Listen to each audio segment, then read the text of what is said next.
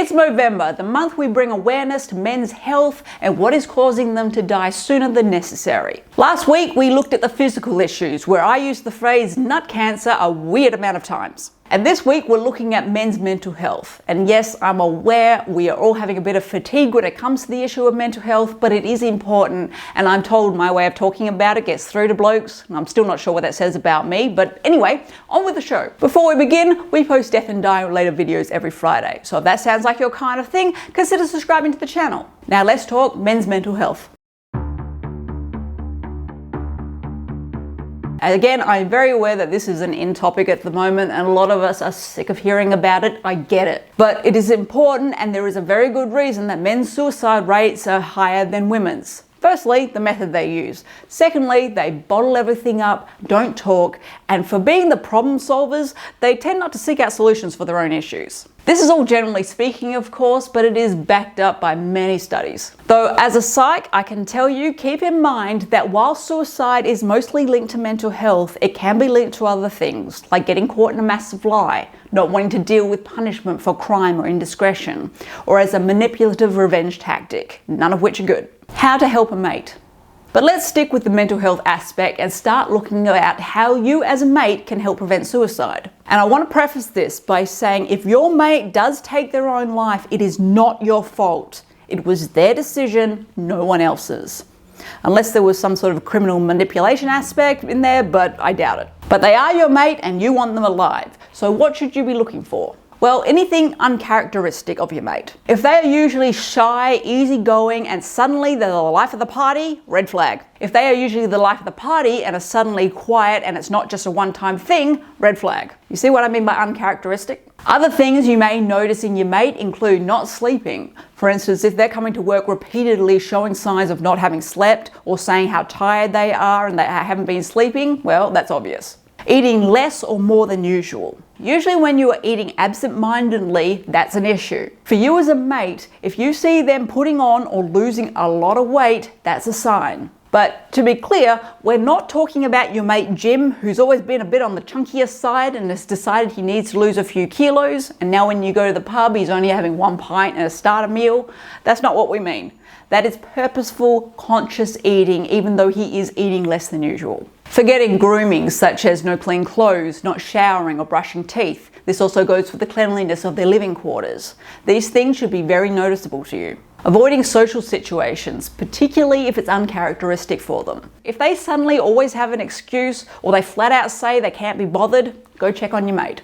Missing social or sports events. If your mate is a big footy fan with season tickets and starts not to show up despite how much those tickets cost and his love for the game, that's a sign. Going quiet on social media or messaging apps. If your mate is usually reliable at messaging you, or they are usually active in a group chat and start becoming infrequent, that's a sign. Being more irritable than usual. This one is obvious and it is a massive sign. Talking of death and dying or increased hopelessness. How ironic for a channel that talks about death and dying all the time with a presenter that works with death every day. When we say talking about death, it's the hopelessness part in that makes it concerning. When they are saying or implying that being dead would be better or easier than being alive. On the flip side, if they start talking about violent thoughts or causing others deaths, that's also a massive red flag and you need to give someone else the heads up. Now, these are all signs of depression, which can, not always, but can lead to suicide. But there will be a long lead up. You don't just have one down day and then take your own life. It's like a slow motion car wreck. So there will be many points for you to interject in the situation. With that said, if they have been showing signs of depression for quite a while, like many months, and then they're suddenly happy, like a weight has been lifted off their shoulders,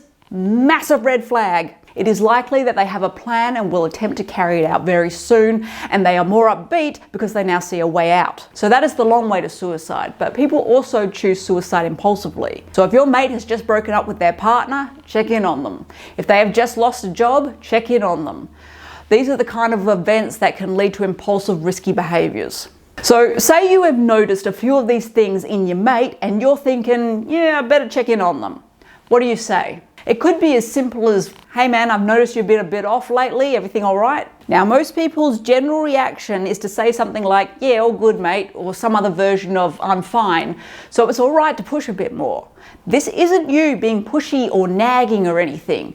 This is letting them know that you actually care and you are willing to hear them out and actually listen. And as a tip from a psych, use the word honestly, as in, come on mate, honestly, how you doing? It tends to open them up as it implies sincerity on your part and that you actually care, which as a bloke who doesn't have these type of conversations often, it is very necessary to show sincerity. And follow up with them later.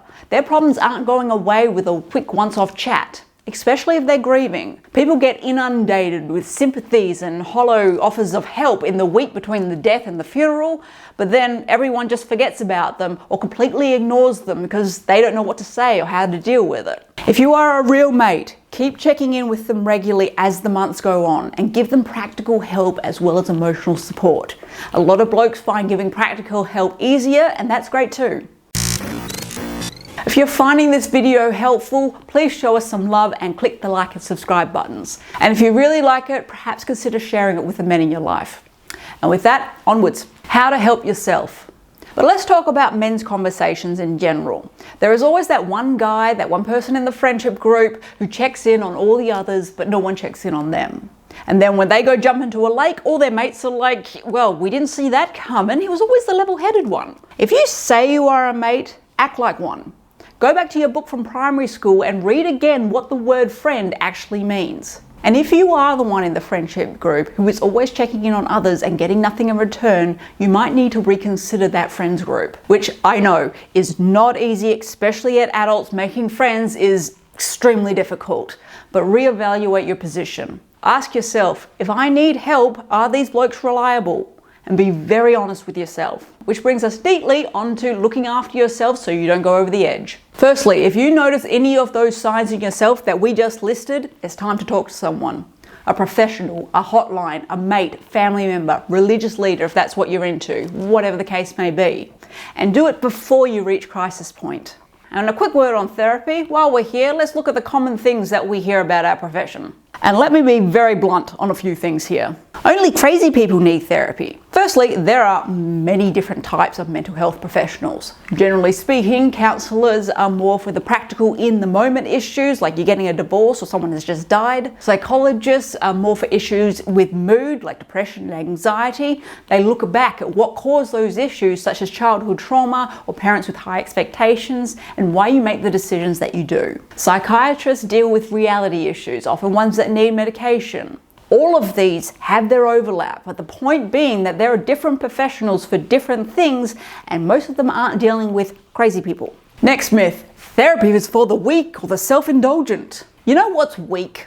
Not confronting your problem. Hiding in the dark until the big scary problem goes away. That's fucking weak. If you have a problem, get off your ass and deal with it like an adult. Next thing we hear, the past is the past, you should be over it already. If that was the case, our prison system wouldn't be full. Because what you are feeling now often isn't just about feelings. It's because of brain wiring. Shit that goes down, particularly in your early years up until your early 20s, can rewire your brain and can't be done without help and effort when you're older. It's also about learning how to deal with things. Like, who would have thought putting your fists through a wall or yelling at people was a bad way to handle things? You can relearn new ways. That's what therapy is for. If you are one to say, I should be over it, come out of denial. You know deep down that's not how it works, so go do something about it. Next up, someone who doesn't know me can't help me. A classic line which shows a real lack of critical thinking. Think about it. When you go to someone for help that you know, your mum, your brother, mate, and say, I have this issue, it brings up a number of biases. As a mate being asked for help, you're thinking, is this going to backfire on me? Is he going to get defensive? They are biased in their opinion, what they want from you, and how your current problem is affecting them. And they may not mean to be, that's just what humans do. Also, do you actually have someone in mind that you could actually walk up to and talk to? If I asked you point blank, who in your life would you actually go to if you were in a dark place? Because a lot of blokes will struggle to find an honest answer for that.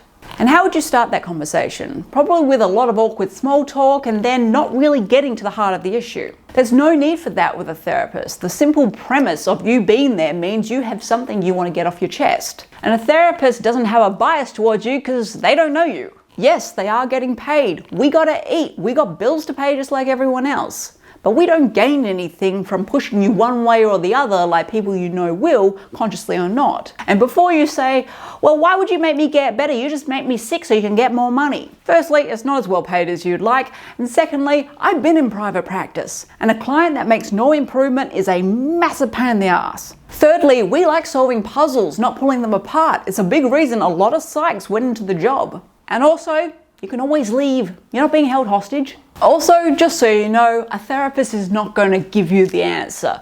They are going to make you more self-aware. You'd be surprised just how little self-awareness most people have. You will need to put in the work to feel better. The equivalent of someone cooking a meal for you versus teaching you how to cook so you can do it for the rest of your life. Also, not every therapist is right for every patient. You may need to try a few out before finding the right one. They all work differently. It's like dating, you've got to be compatible, so know this going in. This is another reason to seek help long before you reach crisis point. And finally, if you've told your mates or they've found out that you're in therapy and they're taking the piss and not in the fun Aussie way, it's most likely because they are insecure as shit and not a great mate. A good, honest mate wants you to be the best you can be. A real mate will be telling you they are proud that you have made the hard first step. A real mate doesn't look down on you when you are trying to improve yourself. Get the picture? This goes for your partner as well. But as a therapist myself, let me give you 2 very helpful tips on how to improve your mood that any therapist will tell you. Get off social media and stop watching the news. You will never feel better after going on social media or after watching the news. It's not healthy. If you must use social media, make sure you set a time limit and do not read the comment sections. Do not interact with the comment sections. No one's mind has ever been changed by an argument in the comment sections. For the love of anything holy, just stop it. I repeat, get off social media and stop watching the news. 2 of the most basic but most beneficial things that you can do for your mental health, and it costs you nothing. Now, before we wrap up, I would like to state here that suicide is not the only cause of death related to mental illness. Men are more likely than women to ignore their issues and act out with reckless behavior such as speeding, violent behavior including getting into fights and being violent with a partner, both of which can lead to your death or end you up in prison. That can also lead to your death. And the use of excessive drugs and alcohol. All that money that you spend trying to drink your problems away, get high, having to pay bond or fines and rehab will very quickly add up to way more than it would have been to get the therapy that you should have done in the first place. You will very quickly drive people away from you and quite possibly end up with a criminal record for the rest of your life. So don't fuck up your life and those around you. Go talk your issues out with a professional instead. Blokes in general do not like talking about how they feel. Many don't even know how to talk about it. Sometimes you want to get out the kid's emotion board just so you can help them start. And a lot of blokes don't know what to say when someone else expresses a difficult emotion. Empathy and self-awareness take energy and work. Caring about others takes work. These are not things that women are born with like many people seem to think. We are trained to be this way. Which means that as a man, you can train yourself to be empathetic and self-aware and how to talk about these emotions as well. If you find this stuff difficult, you can train yourself to proactively look out for your mate, brother, father, son. And if all blokes started to try, maybe our society would look different and for the better. And with that, go talk death.